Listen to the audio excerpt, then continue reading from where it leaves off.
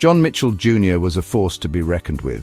As the editor of His words were weapons against injustice, he used his voice fearlessly, calling out racism and corruption in a city still grappling with the ghosts of the Confederacy.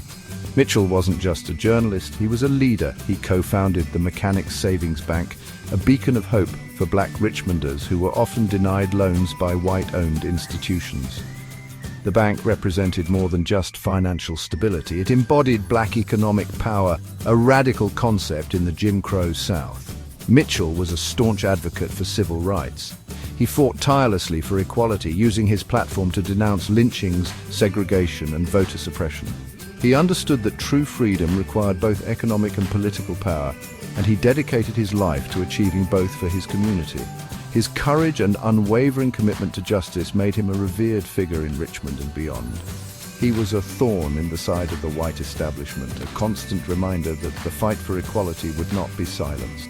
Mitchell's life was a testament to the power of black resilience. He navigated a world rife with prejudice and discrimination, yet he never wavered in his pursuit of justice. His story is a potent reminder of the struggles faced by black Americans during this tumultuous period, and a testament to their unwavering spirit in the face of adversity. In 1921, John Mitchell Jr. made a bold decision. He decided to run for governor of Virginia. This was no small feat. Virginia, still deeply entrenched in Jim Crow, had never elected a black governor. Mitchell's candidacy was a direct challenge to the white political establishment, a bold declaration that black voices would no longer be ignored. Mitchell campaigned on a platform of equality and justice. He promised to fight for the rights of all Virginians, regardless of race. His message resonated with black voters who saw in him a champion for their rights. He galvanized the black community, registering thousands of new voters and holding rallies that drew massive crowds. His campaign was a testament to the growing political consciousness of black Americans in the post-Reconstruction era. White Virginians, however, viewed his candidacy with a mix of fear and disdain. The thought of a black man holding the state's highest office was anathema to them. Mitchell's campaign exposed the deep-seated racism that pervaded Virginia society. He faced threats, intimidation tactics, and relentless attacks from his opponents. Yet he refused to be silenced, his determination fueled by the belief that change was within reach. Just a year after Mitchell's historic gubernatorial run, tragedy struck. The Mechanics Savings Bank, the very institution he had helped build, collapsed. It was a devastating blow to Richmond's black community. The bank had been a lifeline, providing loans and financial services to those who had been denied access by white-owned banks. Its closure left many in financial ruin, their dreams shattered. The bank's demise was shrouded in controversy. Rumors spread like wildfire through the community. Some whispered of mismanagement, while others pointed fingers at external forces determined to destroy black economic progress. The air was thick with suspicion and distrust as the community grappled with the loss of their beloved institution. Adding fuel to the fire, crucial bank records vanished. This only deepened the mystery surrounding the bank's collapse. The missing records became a symbol of the unanswered questions and the lack of transparency surrounding the entire affair. The community was left reeling, desperate for answers and accountability. In the wake of the bank's collapse, accusations flew. John Mitchell Jr., once hailed as a hero, found himself at the center of the storm. Rumors of financial mismanagement swirled, casting a long shadow over his legacy. Some claimed that he had misappropriated funds, while others accused him of recklessness in his lending practices. Mitchell vehemently denied any wrongdoing. He argued that he had always acted in the best interests of the bank and its depositors. His supporters rallied around him, maintaining his innocence and pointing to his unwavering commitment to the black community. They argued that he was being scapegoated, a victim of the same racist system he had fought against his entire life. The accusations against Mitchell were never proven. He was eventually cleared of any criminal charges. However, the damage was done. His reputation, once untarnished, was now tarnished. The accusations left an indelible mark on his legacy, raising questions about his judgment and casting doubt on his commitment to financial prudence. Section 5. The missing records. The disappearance of the Mechanics Savings Bank records fueled rampant speculation. Some theorized that the records were destroyed in a fire, while others believed they were stolen.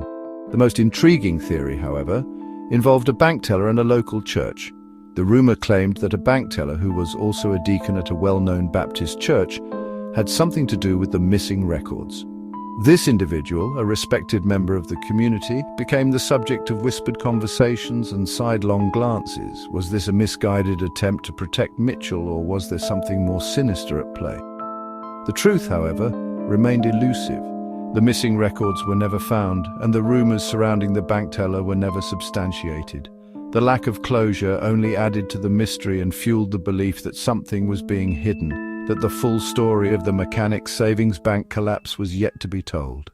The rumor about the bank teller and the missing records sent shockwaves through the well-known Baptist church. The possibility that one of their own, a man entrusted with both spiritual and financial matters, could be involved in such a scandal was unthinkable to some, a confirmation of their suspicions to others. The church, a cornerstone of the black community, found itself caught in the crosshairs of the controversy. Some members defended the accused teller, vouching for his character and piety. Others grappled with doubt and betrayal, questioning whether they truly knew the man who stood before them each Sunday.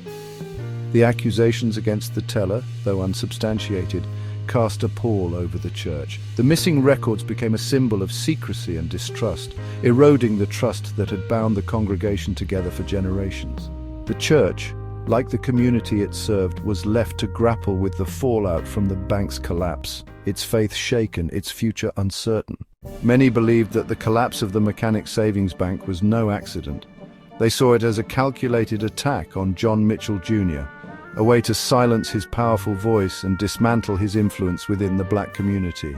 Mitchell's audacious gubernatorial run had ruffled feathers among the white elite.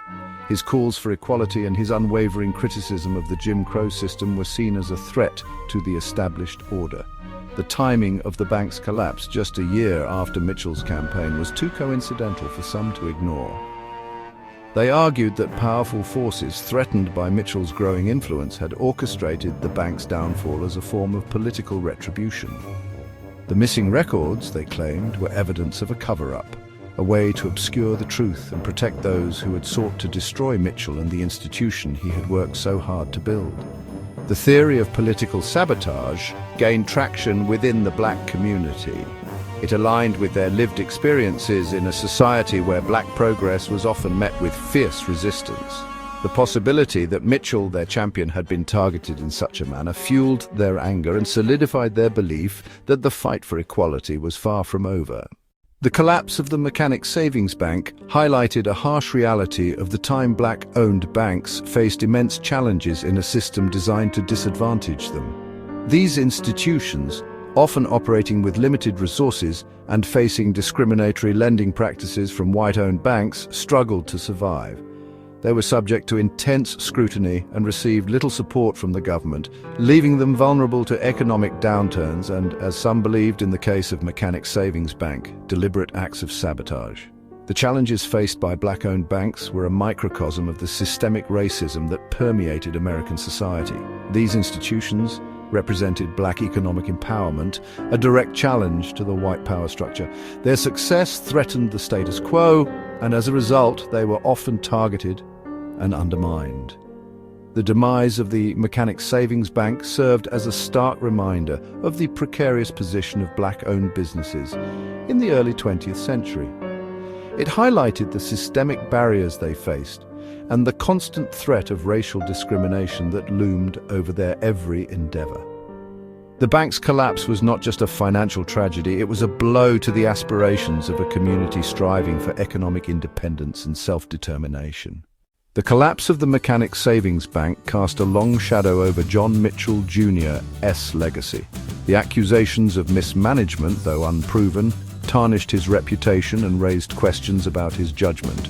However, it is crucial to remember that Mitchell was more than just a banker. He was a tireless advocate for social justice, a fearless journalist, and a powerful voice for the voiceless. Despite the controversy surrounding the bank's demise, Mitchell's contributions to the fight for equality cannot be overstated. He dedicated his life to uplifting the black community, challenging racial injustice at every turn. His legacy, though forever linked to the tragedy of the Mechanics Savings Bank, should be remembered for his unwavering commitment to justice and his profound impact on the struggle for civil rights. The story of John Mitchell Jr. and the Mechanic Savings Bank is a complex one, filled with triumph, tragedy, and unanswered questions.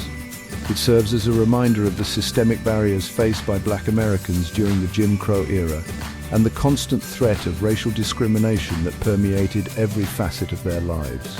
It is a story that continues to resonate today, reminding us of the importance of economic empowerment, the fragility of progress, and the ongoing fight for a just and equitable society. Follow Famous Brown YouTube channel.